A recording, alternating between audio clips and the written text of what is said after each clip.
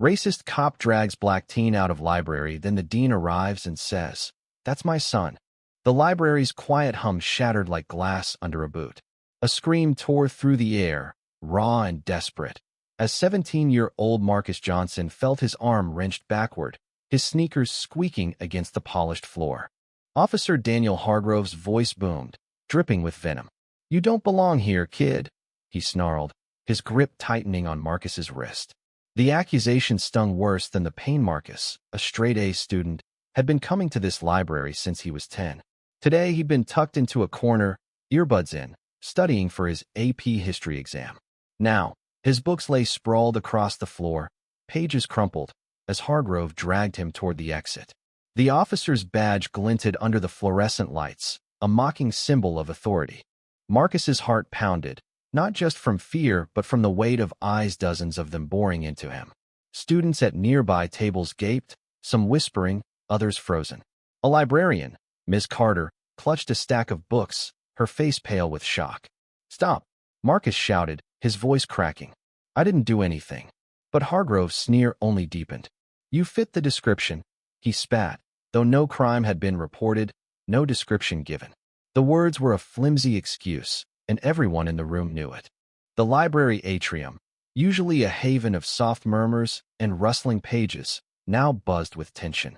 Marcus's backpack dangled from one shoulder, his notebooks spilling out, a sketch of the Constitution he'd drawn for class now trampled under Hargrove's boot. "Thief," Hargrove muttered, loud enough for the crowd to hear, planting a seed of doubt. Marcus's cheeks burned. He wasn't a thief. He was a kid who loved history, who dreamed of law school, who stayed late to help Miss Carter shelve books. But to Hargrove, he was just a black teenager in a hoodie, a target. The crowd grew. A girl with braids recorded on her phone, her hands trembling. An older man in a tweed jacket stepped forward, voice shaking. "Let him go. He's a student here." Hargrove ignored him, shoving Marcus toward the glass doors. The teen stumbled, catching himself on a wooden sign above the entrance. Its bold, handwritten words "Racism shatters just" as it seemed to scream in defiance. Marcus clung to it, his fingers digging into the grain, refusing to let this moment define him. Then, a voice cut through the chaos, sharp and commanding. "What the hell is going on here?" The crowd parted, and Dean Elizabeth Harper stormed into the atrium. Her tailored blazer and silver hair gave her an air of unshakable authority, but her eyes blazed with something fiercer: fury, yes, but also pain. She locked eyes with Marcus, and her face softened for a split second before hardening again as she turned to Hargrove. "That's my son," she said, her voice low but seismic. The room gasped. Hargrove froze, his grip loosening. Marcus's knees buckled, but he stood taller, his mother's words a lifeline. Dean Harper stepped closer, her gaze piercing Hargrove. "Take your hands off him. Now." Hargrove's jaw tightened, but he released Marcus, who stumbled into his mother's arms. The crowd murmured, some in shock, others in quiet triumph. Miss Carter rushed forward, tears in her eyes, and handed Marcus his notebook. "I'm so sorry," she whispered. Marcus nodded, unable to speak, his throat tight with a mix of relief and rage. Dean Harper turned to the crowd, her voice steady but electric. "This is not just about my son. This is about every kid who walks through these doors and gets judged before they're known." She pointed at Hargrove. "You don't get to decide who belongs here. This library, this community is for everyone." Hargrove's face reddened, but he said nothing.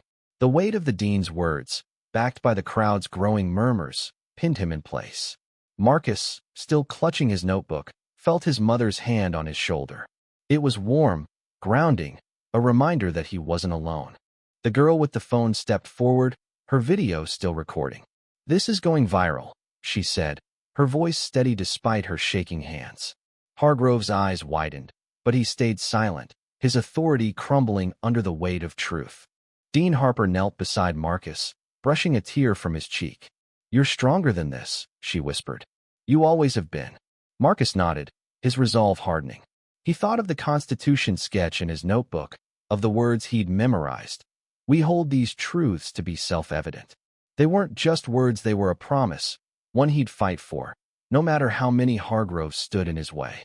As the crowd dispersed, some clapping, others hugging Marcus, the library began to hum again, But it was different now. The air carried a new weight, a shared understanding.